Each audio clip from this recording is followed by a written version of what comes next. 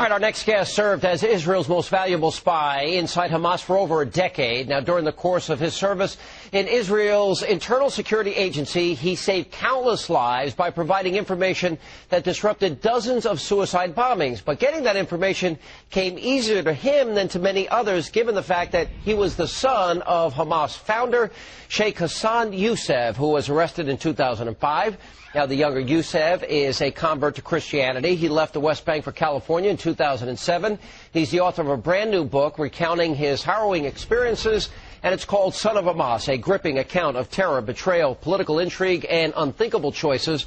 And joining me now is Mosab Hassan Yousef. Welcome aboard. Hello. Thanks for being here with us. Thank you. All right, well, first of all, I want to start with this idea that you describe Islam, and you basically point out that the highest level that you were brought up with is jihad, holy war. Yes, I compare Islam to a ladder.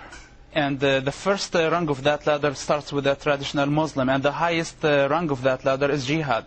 This is the highest and the most holy duty you can do for the God of the Quran. All right, and you even point out that it was Israel's very existence that bothered people that you associated with, and for your father included. They wanted the destruction of the state of Israel.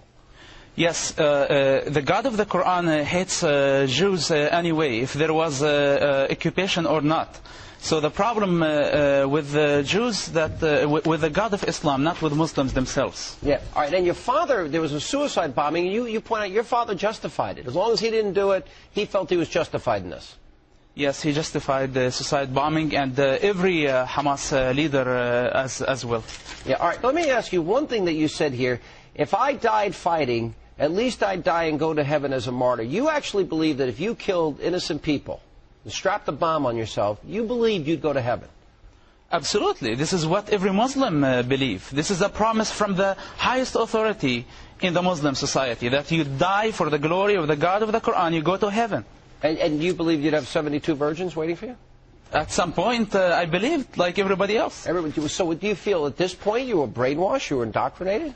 This is not about being brainwashed. This is how people grow up. Everything around you in that society tell you. School, street, every event that is happening around is telling you those facts about Islam. All right. How did you become a spy for Israel? You were in jail with your father at one point, and they approached you.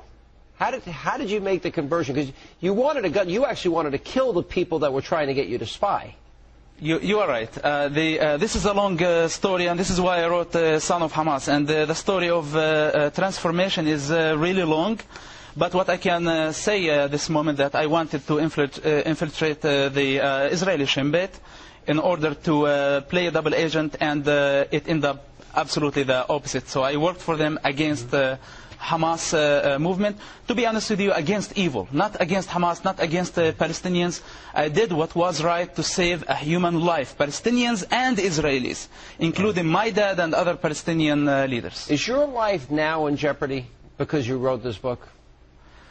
I think it's dangerous, but my life has been in danger all the time. It's not something new for me, and I am okay with it. All right, so what were some of the examples that you got intelligence and information that you passed on to the Israelis, saying, hey, there's going to be a suicide attack, there's going to be this attack? What would you tell them? What did you pass on? Okay, first of all, Hamas, I wasn't a member of Hamas. I wasn't inside Hamas, and I wasn't required to be inside the movement, because if I was inside the movement, I could carry only one operation.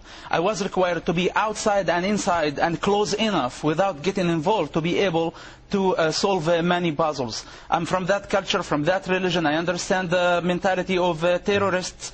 And I know their names. I know I don't have to listen for what they're saying, because I could understand what they're saying, and this is how we got successful. So you grew up with this mentality that you would be a martyr, that was the highest form of Islam. The big picture, do most people that shared your faith, do they agree with you? Is this common? Because we keep hearing there's a distinction and a difference between radical Islam and mainstream Islam. This is a big mistake. Explain. Comparing between moderate Muslims and fanatics. This is not how we compare it. I compare all Muslims to me are the same. the end of the day, they believe in the God of the Quran, and they believe that this Quran is from that God. I compare and between them. You're saying that Muslims, most Muslims think jihad is where they need to go. It's not their choice. This is what, if they believe that the Quran is word by word from God. So when people, let me ask this again. So when people talk about moderate Islam, you're saying it doesn't exist? It doesn't exist. But I tell you what happens, that Muslims have moralities, responsibilities, logics more than their God. The most criminal, terrorist Muslim has morality, a minimum of humanity more than his God. Their God is a terrorist and ignorant. All right, last question. You had a discussion with your father. He knows that you were working for Israel. What was that conversation like? He was absolutely forgiving, but when I went public with the story, he couldn't handle the pressure from his God and from his society. His God unskinned his humanity, and now he divided between me and him. All right, Son of Hamas. Fascinating book. I couldn't put it down. Thanks for being with us. Appreciate it. Thank you very much. And time now to check